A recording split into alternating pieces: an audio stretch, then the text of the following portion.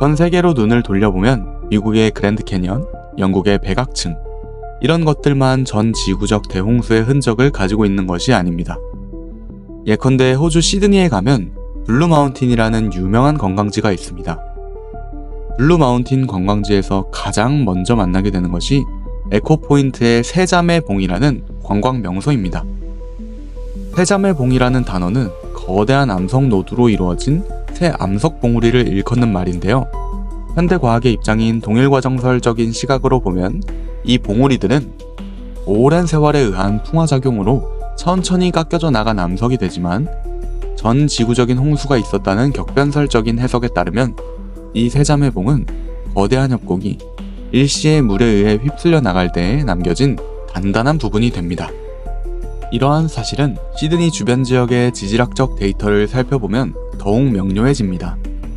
호주 CMI의 타소 워커 박사가 쓴 논문을 보면 블루 마운틴의 세자매봉은 성경에 기록된 노아 홍수라는 초격변적인 사건의 증거인 시드니 퇴적 분지의 일부입니다. 영어 단어는 베이슨이라고 발음되며 원래는 물이나 음식 따위를 담는 그릇, 대야라는 뜻이었는데 유역, 퇴적 분지라는 지질학 용어로도 사용되고 있습니다. 타스 워커 박사의 리포트를 광대한 지층, 격변적인 퇴적, 빠른 침식 이렇게 세 부분으로 나누어 살펴보겠습니다. 첫째, 광대한 지층 크기. 시드니라는 대도시를 둘러싼 광대한 지역은 거의 전부 모래가 굳어져 만들어진 사암층으로 이루어져 있습니다. 그 중에서도 카툰바 지역의 블루 마운틴의 세 자매 봉을 구성하고 있는 사암층은 거대한 물에 의한 급격한 퇴적을 가리키고 있으며 세 자매 봉을 둘러싸고 있는 계곡들과 협곡들은 그 자체로 거대한 물에 의한 침식의 증거입니다. 특히 세 자매 봉 주위를 둘러보면 협곡 둘레의 절벽들은 모두가 같은 종류의 사암으로 구성되어 있다는 것을 볼 수 있습니다. 이는 홍수물의 급속한 후퇴로 말미암아 침식되기 전에는 아직도 완전히 굳어지지 않은 모래의 퇴적층이 이 거대한 지역을 모두 덮고 있었다는 사실을 쉽게 알 수 있게 해줍니다. 또한 협곡의 바닥 일부가 유칼립투스 숲으로 덮여있는 이 거대한 사암 지층은 우리가 눈으로 보지 못하는 땅속 부분까지 생각을 연결해보면 훨씬 더 광대한 지역까지 확장되어 있음을 알 수 있습니다. 곧 카툰바 동쪽으로 160km, 남쪽으로 160km, 북쪽으로 160km, 총 25,000제곱킬로미터 남한 면적의 4분의 1에 해당하는 광대한 유역을 뒤덮고 있는 거대한 직사각형의 침전물 퇴적층을 시드니 퇴적 분지, 시드니 베이슨이라고 부릅니다. 지질학자들은 위 그림에서 진한 빨간색 부분을 시드니 퇴적 분지라고 부르는데 이곳은 동쪽으로는 뉴 잉글랜드 폴트 벨트, 서쪽으로는 라클랜드 폴드 벨트 침식 지역을 포함하여 대홍수 시에 엄청난 양의 퇴적물들이 한꺼번에 쌓인 장소입니다. 수많은 지질학자들은 시드니 분지 북쪽으로 더 크고 넓은 베이슨 분지가 추가로 연결되어 있다고 생각하고 있습니다. 이 두 부분을 합한 전체 퇴적층의 넓이는 길이 2,000km 이상으로 역시 홍수 때 급격히 매장된 식물군의 매몰에 의해 만들어진 석탄과 가스의 풍부한 퇴적물들을 포함하고 있습니다. 시드니 퇴적 분지 생성 후에 수백 미터를 넘어 거의 킬로미터 두께에 달하는 퇴적물들과 식물 잔해들이 이 분지 유역 위를 덮었다고 생각되고 있습니다. 그 결과 시드니 분지와 북쪽 분지 사이의 연결이 감추어진 것입니다. 시드니 베이슨 생성 후에 그 위를 덮으며 퇴적된 퇴적물들은 풍부한 물을 함유하고 있었는데 위 그림에서 노란색으로 칠해진 이 지층은 나중에 그레이트 아티지안 베이슨, 곧 대찬정 분지로 불리게 됩니다. 둘째, 격변적인 퇴적. 블루 마운틴의 협곡을 이루고 있을 뿐 아니라 시드니 전역에 기반함이 되고 있는 사암 지층은 매우 두꺼워서 100에서 200m 또는 그 이상이나 됩니다. 이러한 두터운 모래 퇴적물이 쌓이기 위해서는 시드니 퇴적 분지의 수면이 지속적으로 올라갔음에 틀림이 없으며 시드니 전체 지역 사암 지층에는 퇴적층 사이에 시간 간격이 있었다는 어떠한 표시도 없습니다.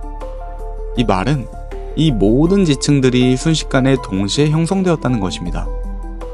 결론적으로 블루마운틴 지역의 카툰바 에코포인트의 세자매봉은 초거대적, 초격변적인 사건에 기인한 짧은 시간 내에 순간적 퇴적을 말하고 있고 환경에 기록되어 있는 전 지구적인 홍수 사건을 증거하고 있다고 여겨집니다.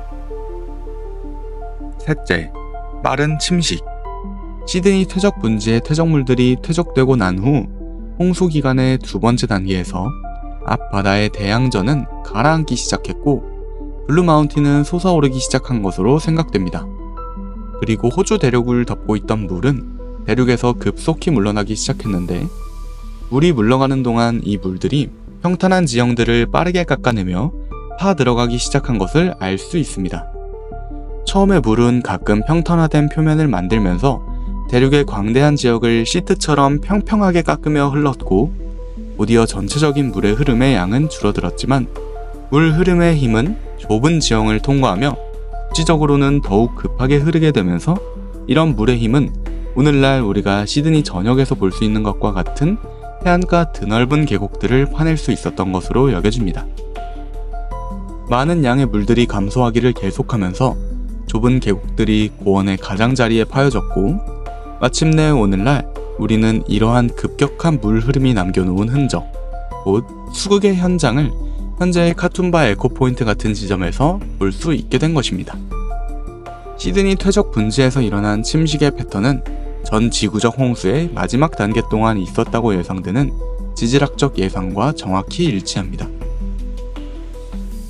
지금까지 우리는 이 영상을 통하여 살펴보기를 현재 우리의 눈으로 보고 있는 전 세계의 지질학적 사건들의 원인에 대하여는 현대과학은 이를 동일 과정설로 해석하고 있지만 또 다른 대안으로서는 과거 어느 시점에 이 지구를 휩쓴 거대한 격변적 사건에 의해 생겨났다고 해석하는 격변설의 입장도 가능함을 살펴보았습니다.